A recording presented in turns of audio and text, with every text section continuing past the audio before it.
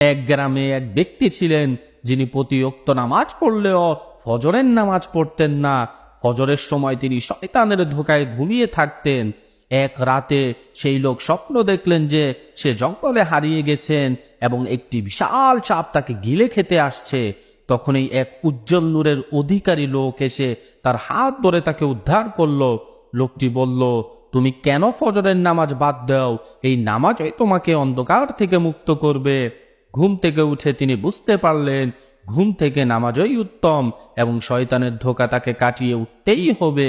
এরপর থেকে তিনি শয়তানকে হার মানিয়ে নিয়মিত ফজরের নামাজ পড়তে শুরু করল, কারণ প্রতি ওয়াক্ত ফজরের নামাজ তার জীবনের জন্য নতুন আলো নিয়ে আসে। বন্ধুরা, এই গল্পটি আমাদের শিক্ষা দেয় যে শয়তানের ধোঁকা যতই প্রবল হোক, ঈমানের শক্তি দিয়ে তা অতিক্রম করা সম্ভব। আল্লাহ সকলকে 5 ওয়াক্ত নামাজ পড়ার তৌফিক দান করুক। আমিন।